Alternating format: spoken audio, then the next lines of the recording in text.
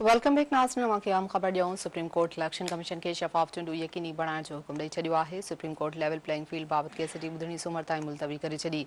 अदालत पारां chief secretary advocate general ऐं आईजी पंजाब खे नोटिस जारी कंदे जवाब तलब करे वरितो आहे। इहा आम ख़बर नाज़रीन अवां सां शेयर कयूं पिया। सुप्रीम कोर्ट इलेक्शन कमीशन खे शफ़ाफ़ चूंडूं यकीनी बणाइण जो हुकुम ॾेई छॾियो आहे। Supreme court level playing field बाबति केस जी ॿुधणी सूमर ताईं मुलतवी करे छॾी। इन हवाले सां मां ॿुधायां पिया अदालत पारां चीफ सेक्रेटरी एडवोकेट जनरल ऐं आईजी पंजाब खे नोटिस जारी कंदे जवाब तलब करे वरितो आहे।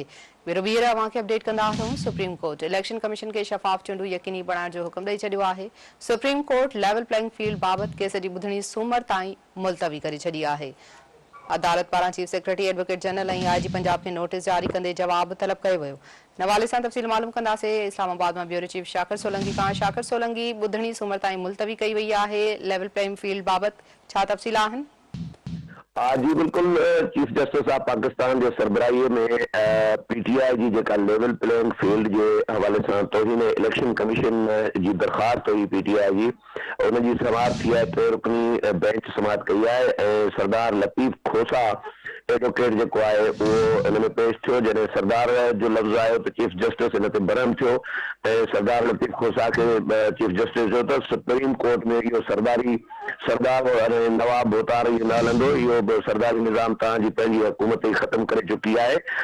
हाणे तव्हांजा पुट भी जेके आहिनि, औलादूं भी जेके आहिनि, उहे सरदार बणिया घुमंदा था अचनि। जंहिं ते सरदार लतीफ़ खोसा चयो त इहो स्टेनो खां ग़लतीअ सां इहो सरदार लिखिजी वियो आहे। आइंदा मां एहतियात कंदुसि। उन खां पोइ चीफ जस्टिस ऐं मुअज़्ज़िज़ जजनि जेको आहे अदालत जेको आहे सुप्रीम कोर्ट सरदार लतीफ़ खोसे खां इहो पुछियो त बाबा इलेक्शन कमीशन के खिलाफ या चीफ सेक्रेटरी के खिलाफ या आईजीज़ के खिलाफ सूबन के खिलाफ तव्हांजी तौहीन अदालत कहिड़ी आहे? असां जेको 22 दिसंबर ते ऑर्डर पास किया है तो उन खां पोइ जेका स्पेसिफिक का शिकायत आहे तव्हांजी त तव्हां उहा कयो। पर लतीफ़ खोसा जेको आहे का स्पेसिफिक शिकायत कयो सूबन के खिलाफ या तौहीन इलेक्शन कमीशन या तौहीन अदालत जी उहा न पेश करे सघियो। उन खां पोइ सुप्रीम कोर्ट जेको आहे 8 जनवरी ताईं इहा समाअत मुलतवी करे छॾी आहे ऐं सरदार लतीफ़ खोसा खे चयो आहे त तव्हां ट्रिब्यूनल में वञो ऐं ट्रिब्यूनल खां पोइ सुप्रीम कोर्ट में अचो।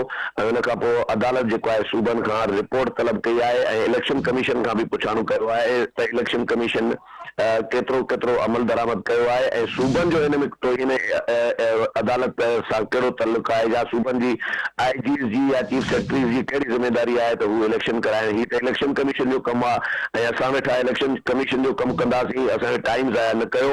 इन खां पोइ जेको आहे चीफ जस्टिस जेको आहे सुप्रीम कोर्ट सूबनि खां रिपोर्ट तलब करे 8 जनवरी ते समाअत मुलतवी करे छॾी आहे। जी ठीकु आहे, वॾी महिरबानी शाकिर सोलंकी तफ़सील ॾियण जे लाइ।